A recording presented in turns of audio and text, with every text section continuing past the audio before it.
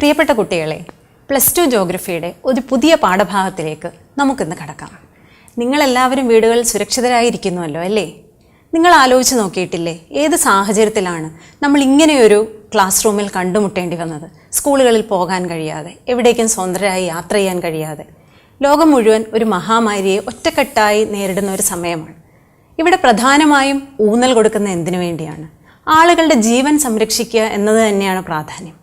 ഒരു രാജ്യത്തിൻ്റെ പ്രധാന വിഭവം എന്ന് പറയുന്നത് അവിടുത്തെ ജനങ്ങളാണ്.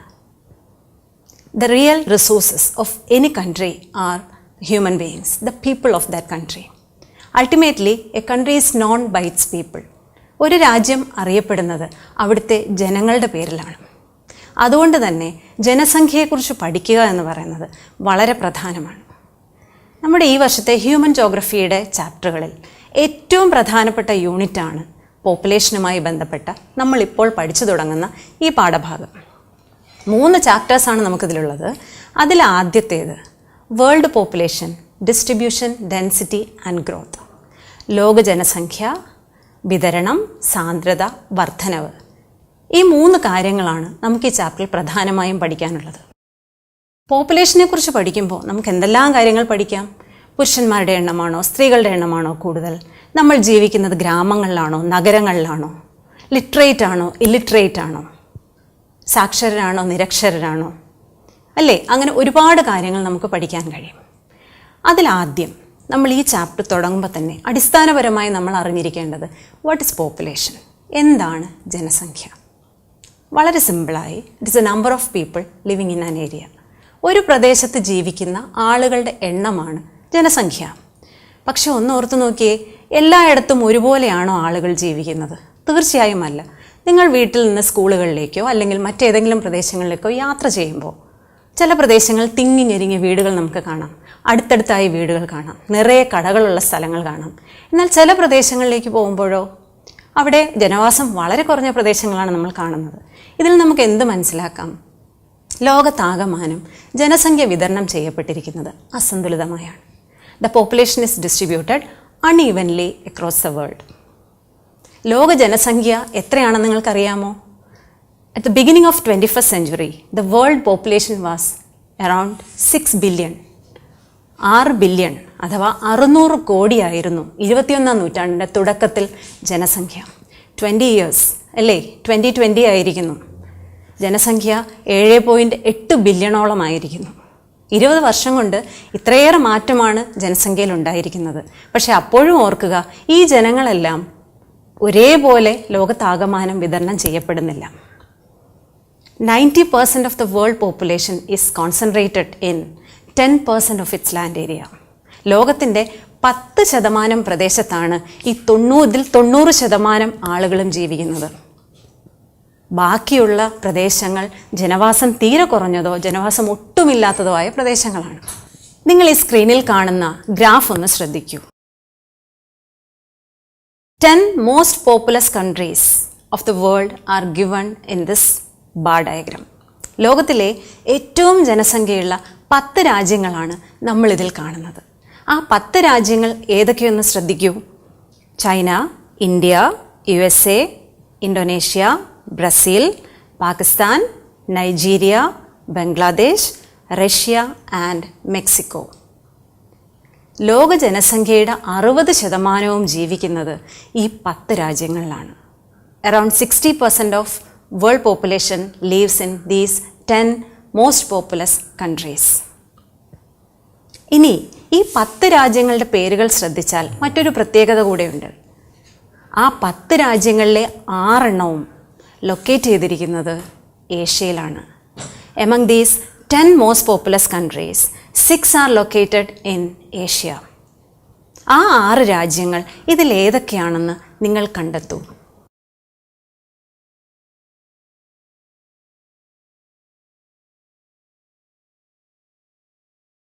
ലോകത്തിൽ ഏറ്റവും പോപ്പുലേഷൻ കൂടിയ വൻകര കോണ്ടിനെന്റ് ഏഷ്യയാണെന്ന് നമുക്കറിയാം. ഏഷ്യയിലെ പോപ്പുലേഷനെ കുറിച്ച് ജോർജ് ബി ക്രസി നടത്തിയ ഒരു സ്റ്റേറ്റ്മെൻറ്റ്, ഒരു പ്രസ്താവനയുണ്ട്. Asia has many places where people are few and few places where people are many. ഏഷ്യയിലെ പോപ്പുലേഷനെ കുറിച്ച് ജോർജ് ബി ക്രസിയുടെ പ്രസ്താവനയാണ്. എന്താണ് ആ പ്രസ്താവന? ഏഷ്യയിൽ ധാരാളം ആളുകളുള്ള വളരെ കുറച്ച് പ്രദേശങ്ങളും എന്നാൽ വളരെ ജനവാസം കുറഞ്ഞ വളരെ കുറച്ച് മാത്രം ആളുകളുള്ള ധാരാളം പ്രദേശങ്ങളുമുണ്ട്. അതിൽ നിന്ന് തന്നെ നമുക്ക് മനസ്സിലാക്കാം ജനസംഖ്യ വിതരണം ചെയ്യപ്പെട്ടിരിക്കുന്നത് അസന്തുലിതമായാണ്. Population is distributed unevenly across the world. ഒരുപാട് കാരണങ്ങളുണ്ട്. ജനസംഖ്യാ വിതരണത്തിനെ നിർണ്ണയിക്കുന്ന ഒരുപാട് കാരണങ്ങളുണ്ട്. നമ്മൾ അതിലേക്ക് പോകുന്നതിന് മുന്നേ ഒരു ടേം കൂടെ നിങ്ങൾ അറിഞ്ഞിരിക്കണം. പോപ്പുലേഷൻ പഠിക്കുമ്പോൾ അക്കൂട്ടത്തിൽ തന്നെ പോപ്പുലേഷൻ ഡെൻസിറ്റി എന്ന പദം കൂടെ നിങ്ങൾ അറിയണം. ജനസാന്ദ്രത എന്താണ്? What is population density? It is A ratio between number of people and size of the land. ഒരു പ്രദേശത്തെ ജനങ്ങളുടെ എണ്ണവും ഭൂപ്രദേശത്തിൻ്റെ വിസ്തീർണവും തമ്മിലുള്ള അനുപാതമാണ് ജനസാന്ദ്രത. ജനസംഖ്യ എന്താണെന്ന് നമ്മൾ നേരത്തെ പറഞ്ഞു കഴിഞ്ഞതാണ്. That simply the number of people living in an area. ഇതങ്ങനെയല്ല, ഇതൊരു അനുപാതമാണ് നമ്മൾ പറയുന്നത്. എങ്ങനെ കണക്കാക്കാം? പോപ്പുലേഷൻ ഡെൻസിറ്റി എങ്ങനെ കണക്കാക്കാം? നോക്കൂ, population density is equal to total population by total land area. ആകെ ജനസംഖ്യ ഭാഗം ആകെ ഭൂപ്രദേശത്തിൻ്റെ വിസ്തീർണം. For example, a region having an area of 100 square kilometers and a population of 1,50,000. 100 ചതുരശ്ര കിലോമീറ്റർ വിസ്തീർണമുള്ള ഒരു പ്രദേശത്ത് 1,50,000 ആളുകളാണ് ജീവിക്കുന്നത് എന്ന് കരുതുക. അവിടുത്തെ പോപ്പുലേഷൻ ഡെൻസിറ്റി എങ്ങനെ കണക്കാക്കാം? Total population by total land area ആണ് ചെയ്യുന്നത് നമുക്കറിയാം. ഇവിടുത്തെ ടോട്ടൽ പോപ്പുലേഷൻ 1,50,000 ആണ്. 1,50,000 divided by 100. What is answer? 1,500. But 1,500 എന്ന് സിംപ്ലി പറഞ്ഞാൽ പോരാ. How it is measured? The population density is measured in persons per square kilometer. ഒരു ചതുരശ്ര കിലോമീറ്ററിൽ എത്ര ആളുകളുണ്ട് എന്നതാണ് നമ്മൾ പറയുന്നത്. അതുകൊണ്ട് തന്നെ answer is 1,500 persons per square kilometer. ഒരു ചതുരശ്ര കിലോമീറ്ററിൽ 1,500 ആളുകൾ എന്നതാണ് അതിൻ്റെ ഉത്തരം. അപ്പോൾ ജനസംഖ്യയും ജനസാന്ദ്രതയും നമ്മൾ മനസ്സിലാക്കി, പോപ്പുലേഷനും പോപ്പുലേഷൻ ഡെൻസിറ്റിയും. ഇനി ജനസംഖ്യാ വിതരണം അസന്തുലിതമായാണ്. The population is distributed unevenly across the world എന്ന് നമ്മൾ പറഞ്ഞു കഴിഞ്ഞു. എന്തൊക്കെ ഘടകങ്ങളായിരിക്കാം ജനസംഖ്യാ വിതരണത്തിനെ നിർണ്ണയിക്കുന്നത്? What are the factors influencing distribution of population? ഒരുപാട് കാര്യങ്ങൾ നിങ്ങൾ ആലോചിച്ചാൽ തന്നെ നിങ്ങൾക്ക് പറയാൻ കഴിയുന്ന ഒരുപാട് കാര്യങ്ങളുണ്ട്. നമ്മൾ കുറച്ച് സ്ഥലം വാങ്ങാൻ, നിങ്ങളുടെ പേരൻസോ അല്ലെങ്കിൽ നിങ്ങളുടെ ബന്ധുക്കളോ ആരെങ്കിലും കുറച്ച് സ്ഥലം വാങ്ങാൻ പോകുന്നതെന്ന് കരുതുക. എന്തൊക്കെ ഘടകങ്ങളായിരിക്കും നമ്മളവിടെ പരിഗണിക്കുക? നമുക്ക് ജീവിക്കാൻ അനുയോജ്യമായ പ്രദേശം, എത്തിച്ചേരാൻ പറ്റുന്ന സ്ഥലങ്ങൾ, അല്ലേ? വീട്ടിലേക്ക് വാഹനം വരാൻ തക്കവണ്ണമുള്ള ട്രാൻസ്പോർട്ടേഷൻ ഡെവലപ്പ് ചെയ്ത പ്രദേശങ്ങൾ, ആവശ്യത്തിന് ജലം ലഭിക്കുന്ന പ്രദേശങ്ങൾ, നല്ല മണ്ണ്, വളരെ അനുകൂലമായ കാലാവസ്ഥ, അങ്ങനെ ഒരുപാട് ഘടകങ്ങൾ നമുക്ക് പറയാം. അതുകൊണ്ട് തന്നെ these factors are grouped into 3. ജനസംഖ്യാ വിതരണത്തിനെ നിർണ്ണയിക്കുന്ന ഘടകങ്ങളെ നമ്മൾ 3ആയി തിരിക്കുന്നു. 1. Geographical factors, 2. Economic factors, 3. Social and cultural factors. ഭൂമിശാസ്ത്രപരമായ ഘടകങ്ങൾ, സാമ്പത്തിക ഘടകങ്ങൾ, സാമൂഹികവും സാംസ്കാരികവുമായ ഘടകങ്ങൾ. നമുക്കറിയാവുന്ന ഫാക്ടേഴ്സ് തന്നെ ഇങ്ങനെ പല ഗ്രൂപ്പിലാക്കി നമ്മൾ പറയുന്നു എന്നുള്ള വ്യത്യാസം മാത്രമേ ഉള്ളൂ. ആദ്യത്തേതാണ് ഭൂമിശാസ്ത്രപരമായ ഘടകങ്ങൾ അല്ലെങ്കിൽ geographical factors. Geographical factors are again subdivided into four: availability of water, landforms, climate and soil. ഭൂമിശാസ്ത്രപരമായ ഘടകങ്ങളെ നമ്മൾ 4 തിരിക്കുന്നു.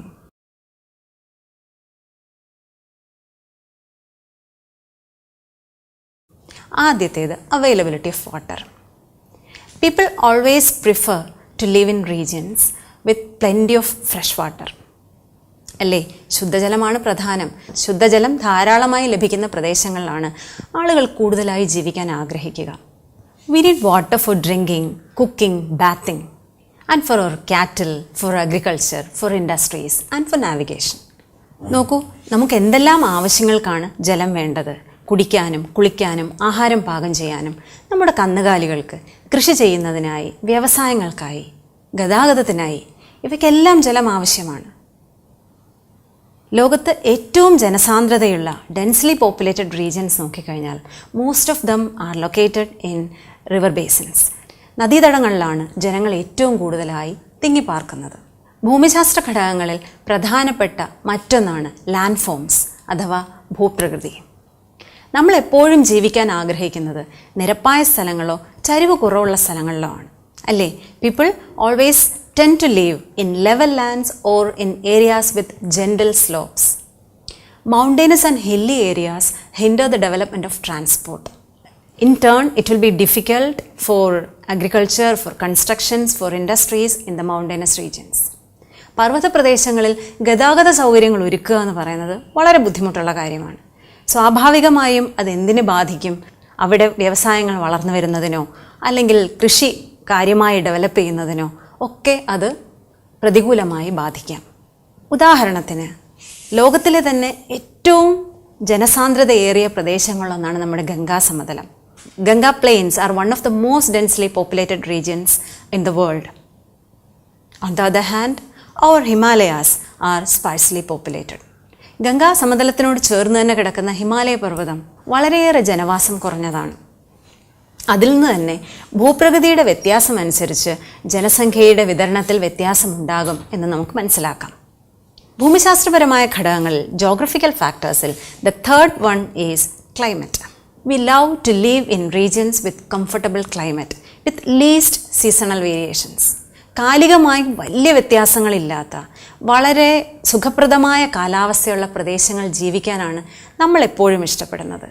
എക്സ്ട്രീം ക്ലൈമറ്റ്സ്, അതായത് അങ്ങേയറ്റം ചൂട് കൂടിയതോ തണുപ്പ് കൂടിയതുമായ പ്രദേശങ്ങൾ, regions with very heavy rainfall are not suitable for living. People always prefer to live in regions with comfortable climate.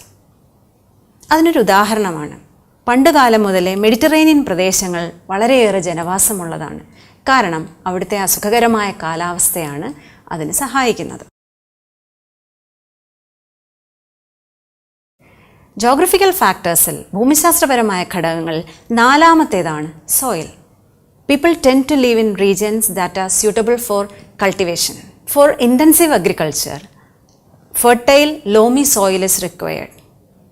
So, as we said earlier, river valleys have higher concentration of population. These are the four geographical factors: availability of water, landforms, climate and soil. Another factor that influence the distribution of world population is economic factor. സാമ്പത്തികപരമായ ഘടകങ്ങൾ. The economic factors include minerals, urbanization and industrialization. ധാതുക്കൾ, നഗരവത്കരണം, വ്യവസായവത്കരണം എന്നിവയാണ് പ്രധാനപ്പെട്ട സാമ്പത്തിക ഘടകങ്ങൾ. ഒന്നാമത്തേത് ധാതുക്കൾ, minerals. The regions rich in mineral resources attract industries. അല്ലേ, ധാതുക്കൾ ധാരാളമായി കാണുന്ന പ്രദേശങ്ങളിൽ സ്വാഭാവികമായും വ്യവസായശാലകൾ ഉണ്ടാവും. കാരണം അസംസ്കൃത വസ്തുക്കൾ ധാരാളമായി ലഭിക്കുന്ന പ്രദേശങ്ങളാണ്. These industries and mining sectors need both skilled and semi-skilled employees. They provide lot of employment. ഖനികൾക്കും വ്യവസായശാലകൾക്കും വിദഗ്ധരും അവിദഗ്ധരുമായ തൊഴിലാളികളെ ധാരാളമായി ആവശ്യമുണ്ട്. സ്വാഭാവികമായും മറ്റുള്ള പ്രദേശങ്ങളിൽ നിന്ന് ഇത്തരം പ്രദേശങ്ങളിലേക്ക് ജനങ്ങളുടെ ഒഴുക്ക് വളരെ കൂടുതലായിരിക്കും. രണ്ടാമത്തെ പ്രധാനപ്പെട്ട സാമ്പത്തിക ഘടകമാണ് അർബനൈസേഷൻ, നഗരവത്കരണം. നമുക്കറിയാം നഗരങ്ങൾ നമുക്ക് തരുന്ന സൗകര്യങ്ങൾ, അല്ലേ? എന്തെല്ലാം കാര്യങ്ങൾ കൊണ്ടായിരിക്കും ഗ്രാമപ്രദേശങ്ങളിൽ നിന്ന് നഗരങ്ങളിലേക്ക് ആളുകൾ കുടിയേറിപ്പാർക്കുന്നത് നിങ്ങൾ ചിന്തിച്ചു നോക്കൂ. Better living conditions, health services, better employment opportunities, educational facilities, better civic amenities, അങ്ങനെ ധാരാളം. നമുക്കറിയാമല്ലോ, നഗരങ്ങൾ ഒരുപാട് സൗകര്യങ്ങൾ നമുക്ക് തരുന്നുണ്ട്, അല്ലേ? ധാരാളം തൊഴിലവസരങ്ങൾ നൽകുന്നുണ്ട്, നല്ല നല്ല വിദ്യാഭ്യാസ സ്ഥാപനങ്ങൾ, ആരോഗ്യ സംവിധാനങ്ങൾ, നഗരങ്ങൾ നമുക്ക് നൽകുന്ന ഉയർന്ന സാങ്കേതിക വിദ്യ, അങ്ങനെ ഒരുപാട് കാരണങ്ങൾ കൊണ്ട് ഗ്രാമപ്രദേശങ്ങളിൽ നിന്ന് നഗരങ്ങളിലേക്ക് ആളുകൾ കുടിയേറി പാർക്കുന്നുണ്ട്. സ്വാഭാവികമായും നഗരങ്ങളിൽ ജനസംഖ്യ വളരെയേറെ കൂടുതലായിരിക്കും. പക്ഷേ പോസിറ്റീവായ ഇത്തരം ഘടകങ്ങൾ പറയുമ്പോഴും നിങ്ങൾ ഓർത്തു വയ്ക്കേണ്ട ഒരു കാര്യമുണ്ട്. അർബനൈസേഷൻ, നഗരവത്കരണം, ഒരുപാട് പ്രശ്നങ്ങൾ അതിൻ്റെ കൂട്ടത്തിൽ ഉണ്ടാകുന്നുണ്ട്. അത് നമുക്ക് ഇതേ പുസ്തകത്തിൽ നമുക്ക് വരും ചാപ്റ്ററുകളിൽ നമുക്ക് ആ കാര്യം പഠിക്കാം. The third economic factor is industrialisation, വ്യവസായവത്കരണം. മിനറൽസിൻ്റെത് പറഞ്ഞതുപോലെ തന്നെയാണ് ഇൻഡസ്ട്രിയലൈസേഷനിലും. Industries provide employment opportunities. So, people migrate to these regions, these industrial regions, in search of employment. ഇനി വ്യവസായവൽകൃത പ്രദേശങ്ങളിൽ ഫാക്ടറികളിൽ മാത്രമല്ല തൊഴിലവസരങ്ങൾ ഉണ്ടാകുന്നത്. ഷോപ്പ് കീപ്പേഴ്സ്, ട്രാൻസ്പോർട്ട് ഓപ്പറേറ്റേഴ്സ് തുടങ്ങി ഒരുപാട് മേഖലകൾ, അനുബന്ധ മേഖലകളിലെല്ലാം, കാരണം ആളുകൾ അവിടേക്ക് മൈഗ്രേറ്റ് ചെയ്ത് വരുമ്പോൾ സ്വാഭാവികമായും മറ്റുള്ള സൗകര്യങ്ങളും വർദ്ധിച്ചു വരേണ്ടതുണ്ട്. അതുകൊണ്ട് തന്നെ മറ്റുള്ള തൊഴിലുകൾ തേടിയും ചെയ്യാനുമായും അവിടേക്ക് ആളുകൾ ധാരാളമായി കുടിയേറി പാർക്കുന്നു. ജനസംഖ്യാ വിതരണത്തിനെ നിർണ്ണയിക്കുന്ന ഏറ്റവും പ്രധാനപ്പെട്ട മൂന്നാമത്തെ ഫാക്ടറാണ് സാമൂഹികവും സാംസ്കാരികവുമായ ഘടകങ്ങൾ, the social and cultural factors. We know the religious and cultural centres attract people. സാംസ്കാരികമോ മതപരമോ ആയി പ്രാധാന്യമുള്ള പ്രദേശങ്ങളുണ്ട്, അവിടെയൊക്കെ ജനവാസം കൂടുതലായിരിക്കും. അതേസമയം രാഷ്ട്രീയപരമായോ അല്ലെങ്കിൽ സാമൂഹ്യപരമായോ അസ്ഥിരതയുള്ള പ്രശ്നങ്ങൾ നേരിടുന്ന യുദ്ധങ്ങളോ ആഭ്യന്തര കലാപങ്ങളോ ഒക്കെയുള്ള പ്രദേശങ്ങളുണ്ട്. ആളുകൾ എപ്പോഴും അവിടെ നിന്ന് മറ്റുള്ള പ്രദേശങ്ങളിലേക്ക് മാറിപ്പോവാനായിരിക്കും ശ്രമിക്കുക. People tend to move away from regions facing social and political unrest. ജനസംഖ്യാ വിതരണത്തിനെ നിർണ്ണയിക്കുന്ന ഘടകങ്ങൾ geographical factors, economic factors, social and cultural factors, ഓരോന്നിനെക്കുറിച്ചും വിശദമായി നമ്മൾ മനസ്സിലാക്കി. ഈ ഘടകങ്ങളെല്ലാം മൂലമാണ് ചില പ്രദേശങ്ങളിൽ ജനവാസം വളരെയേറെ കൂടുതലാവുന്നതും ചില പ്രദേശങ്ങളിൽ ജനവാസം വളരെ കുറഞ്ഞാവുന്നതും. ഈ സ്ക്രീനിൽ കാണുന്ന ടേബിൾ നിങ്ങളൊന്ന് ശ്രദ്ധിക്കൂ. എന്തൊക്കെയാണ് ആ ടേബിളിൽ നൽകിയിരിക്കുന്നത്? ലോകത്തിലെ പ്രധാനപ്പെട്ട പ്രദേശങ്ങൾ, അവിടുത്തെ പോപ്പുലേഷൻ, ഡെൻസിറ്റി, ലാൻഡ് ഏരിയ ഒക്കെയാണെന്ന് നമുക്കതിൽ കാണാം. ഇതുവരെ നിങ്ങൾ നേടിയ അറിവ് വെച്ച് നമ്മൾ പോപ്പുലേഷൻ പറഞ്ഞു, ഡെൻസിറ്റി പറഞ്ഞു, ഫാക്ടേഴ്സ് അഫക്റ്റിംഗ് പോപ്പുലേഷൻ ഡിസ്ട്രിബ്യൂഷൻ പറഞ്ഞു. ഈ ഘടകങ്ങൾ മനസ്സിൽ വെച്ചുകൊണ്ട് ഈ ടേബിൾ ഒന്ന് അനലൈസ് ചെയ്ത് അപഗ്രഥിച്ച് ഒരു ചെറു കുറിപ്പ് തയ്യാറാക്കി നിങ്ങളുടെ ടീച്ചറിനെ വിലയിരുത്തലിനായി ഏൽപ്പിക്കുമല്ലോ. ഇനി നമ്മൾ ചർച്ച ചെയ്യാൻ പോകുന്നത് പോപ്പുലേഷൻ ഗ്രോത്ത് എന്ന ടേമാണ്. എന്താണ് പോപ്പുലേഷൻ ഗ്രോത്ത്? ജനസംഖ്യാ വളർച്ച. It is A change in number of inhabitants of A territory over A specific period of time. ഒരു പ്രത്യേക കാലയളവിൽ ഒരു ഭൂപ്രദേശത്തുണ്ടാവുന്ന ജനസംഖ്യയിലെ വ്യത്യാസമാണ് population growth. Growth may be positive or negative. വളർച്ച അനുകൂലമാവാം, പ്രതികൂലമാവാം. അതുകൊണ്ട് തന്നെ പോപ്പുലേഷൻ ഗ്രോത്തിനെ പോപ്പുലേഷൻ ചേഞ്ച് എന്നുകൂടെ നമ്മൾ പറയുന്നുണ്ട്. ജനസംഖ്യ വളർച്ച എന്നത് ജനസംഖ്യ വ്യതിയാനം എന്നുകൂടെ നമ്മൾ പറയുന്നുണ്ട്. കാരണം വളർച്ച എന്നത് പോസിറ്റീവ് മാത്രമല്ല, നെഗറ്റീവ് കൂടെയാണ്. കൂടുകയും കുറയുകയും ചെയ്യാം. അതുകൊണ്ടാണ് പോപ്പുലേഷൻ ചേഞ്ച് എന്നുകൂടെ നമ്മൾ പറയുന്നത്. The growth may be positive or negative. ജനസംഖ്യാ വളർച്ച അനുകൂലമോ പ്രതികൂലമോ ആവാം. ജനസംഖ്യാ വ്യതിയാനം അല്ലെങ്കിൽ പോപ്പുലേഷൻ ചേഞ്ച് എന്നുകൂടി നമ്മൾ പോപ്പുലേഷൻ ഗ്രോത്തിനെ പറയുന്നതിൻ്റെ കാരണം അതാണ്. Population growth can be expressed in actual numbers or in percentage. യഥാർത്ഥ സംഖ്യകളായിട്ടോ ശതമാന കണക്കിലോ നമുക്ക് ജനസംഖ്യാ വളർച്ച രേഖപ്പെടുത്താം. When the population growth is expressed in percentage, it is known as population growth rate. ജനസംഖ്യാ വളർച്ചാ നിരക്ക് എന്നാണ് നമ്മൾ ശതമാന കണക്കിൽ പറയുമ്പോൾ പറയുന്നത്. എന്താണ് പോസിറ്റീവ് ഗ്രോത്ത്, എന്താണ് നെഗറ്റീവ് ഗ്രോത്ത്? പോസിറ്റീവ് ഗ്രോത്ത് എന്ന് പറഞ്ഞാൽ അനുകൂലമായ ജനസംഖ്യ വളർച്ച. When the birth rate is higher than death rate, or when people from other regions or countries move into a place, the population will increase.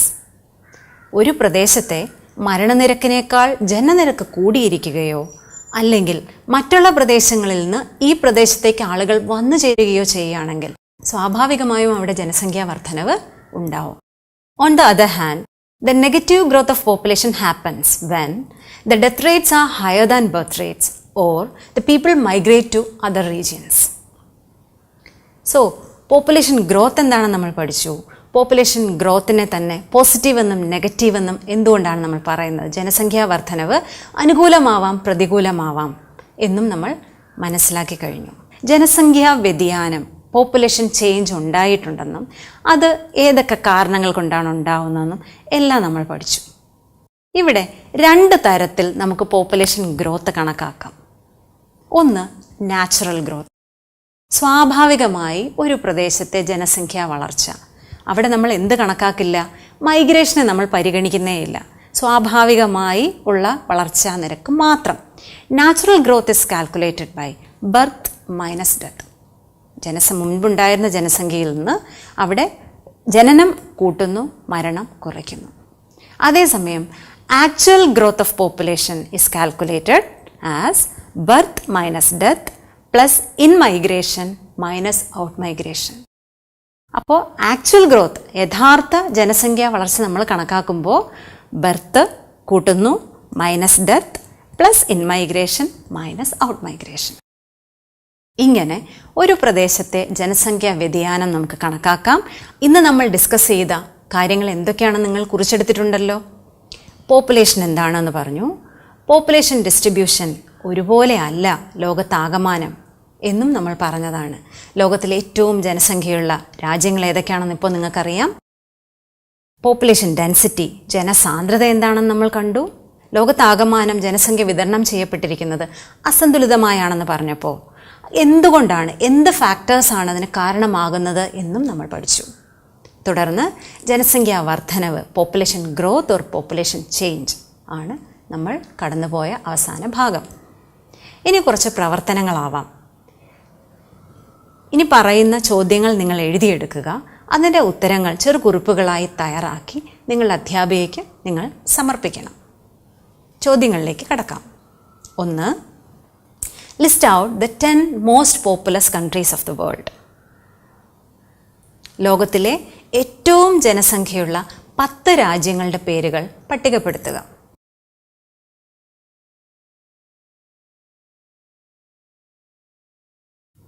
2. Define population density. ജനസാന്ദ്രത നിർവചിക്കുക.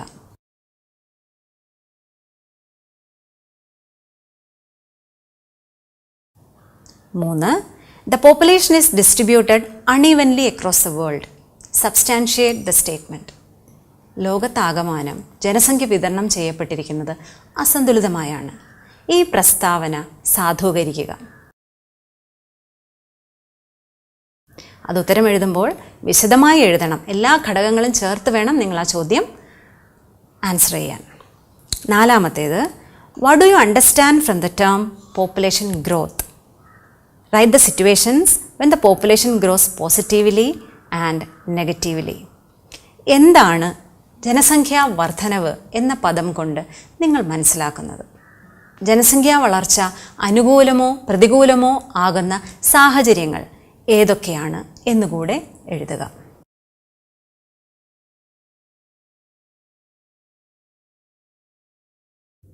Collect the population data of the continents from the internet and arrange the continents based on population.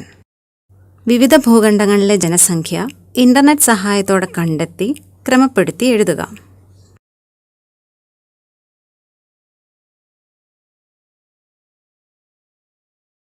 Calculate the population density if the total population of a region is 25 lakhs and the total area is 1000 square kilometers. ഒരു നിശ്ചിത പ്രദേശത്തെ ജനസംഖ്യ 25 ലക്ഷമെന്നും ആ പ്രദേശത്തിൻ്റെ വിസ്തീർണം 1000 ചതുരശ്ര kilometre എന്നും സങ്കല്പിച്ച് ജനസാന്ദ്രത കണക്കാക്കൂ.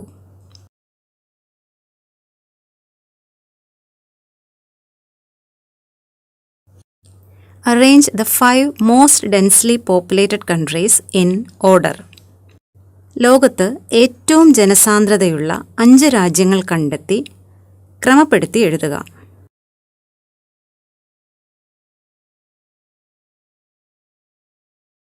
ഈ ചാപ്റ്ററിൻ്റെ തുടർന്നുള്ള ഭാഗങ്ങൾ നമുക്ക് അടുത്ത ക്ലാസ്സിൽ ചർച്ച ചെയ്യാം. Thank you.